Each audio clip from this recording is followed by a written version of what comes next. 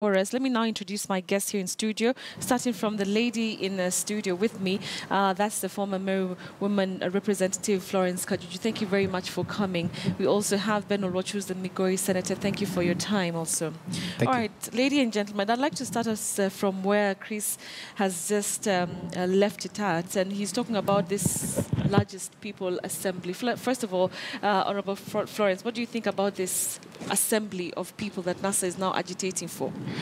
First of all, allow me, Betty, and thank you for inviting me to your studio with the good Senator Ben, to wish all the students and the pupils who are sitting for the examinations starting this week, and tell them that they are going to make it, and I wish them luck. My daughter is also a candidate, and I feel for them, and we are praying for all the candidates in this country. Thank you, Betty.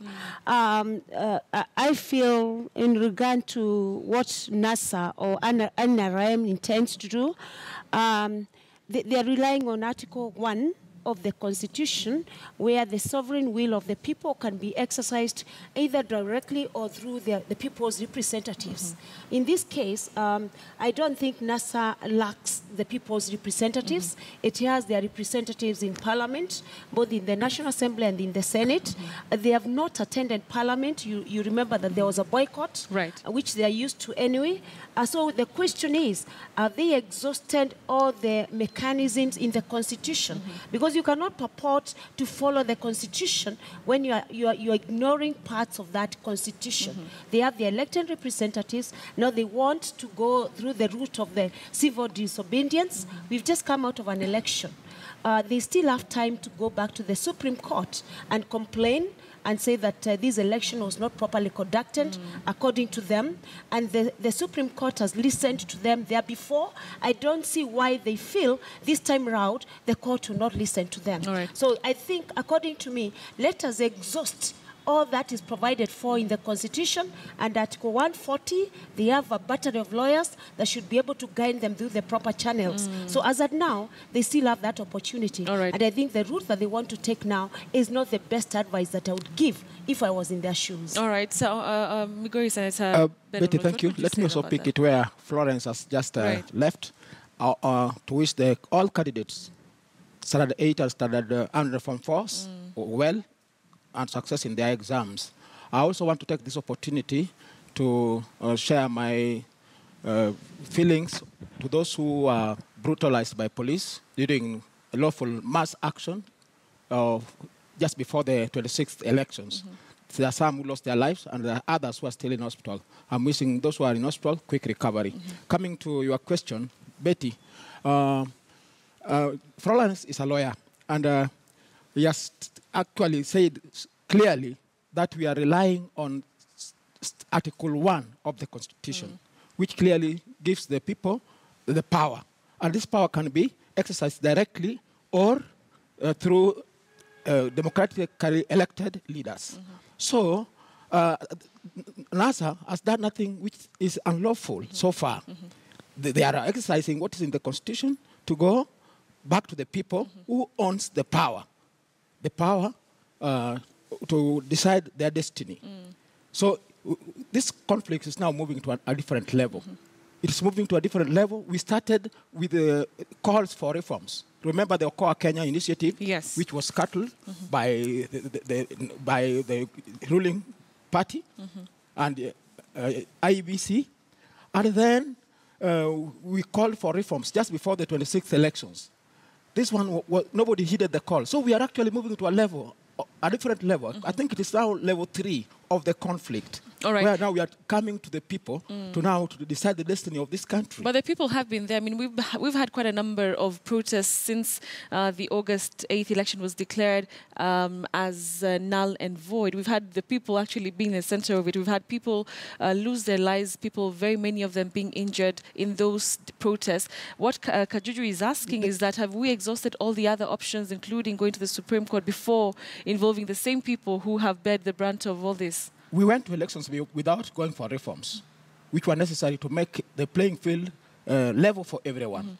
This was deliberate, so that the playing field could be the way it is, so that somebody could retain power. You know, we are talking about scarce resources. That's what we are talking about. And then some people want to stick to them and deny others the chance to rule.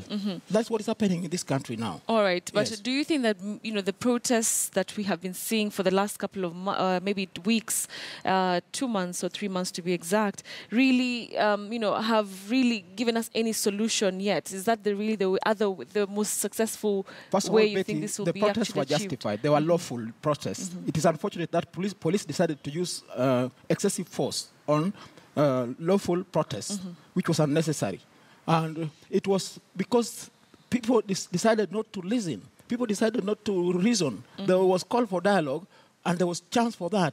But if now we refuse, we deny people the chance to dialogue, then we go back to the people and tell them, what do you want? How do you want this country to be governed? All right. Yes. There was a report that came out and said Ethiopia as a country, which was behind us, has actually passed us already. And Kenya really was one of the most stable countries in this region, meaning that, this political environment, as much as, there are people who, wanted the repeat presidential election to be held and others did not want, at the end of the day, Kenyans are still the ones who are suffering. What do you think would have been the best way to move forward? Because also the Supreme Court, there are people who are saying that maybe this time round they might not get a favorable ruling as they did back in August.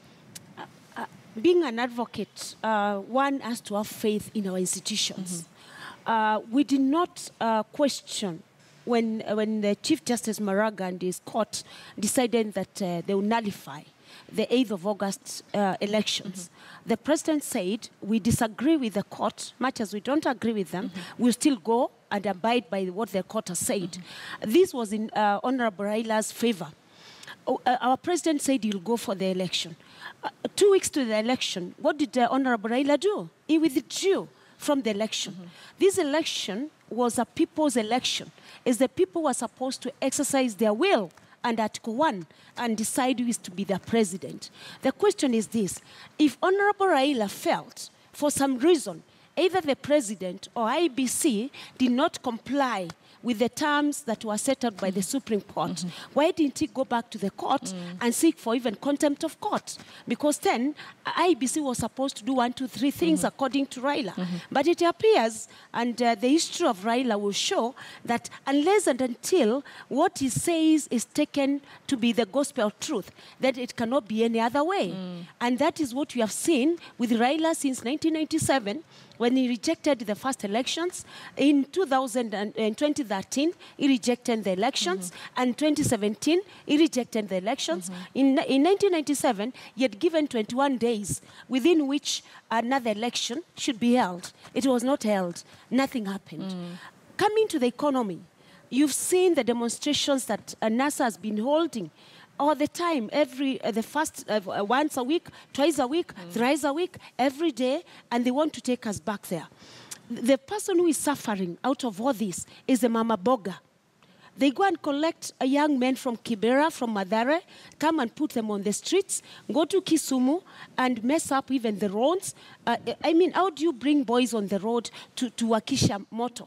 Wapike ugali kwa barabara because you have told them they should not come out and exercise their right. What Honorable Raila should have done, with all the respect that I have for him, is to ensure that he goes for that election, then contest the outcome in the event that he lost. All right. So really, we are making our people suffer, and I don't think NASA is being fair to the people of Kenya. They don't even care, and that is why they are pushing. Not because of Kenyans, it is because of only one man. It can only be Raila and nothing else. All right. Talking about the adult elections. I'll let you respond to that once we come back from this short commercial break. We're coming back to continue with our discussion. Don't go away.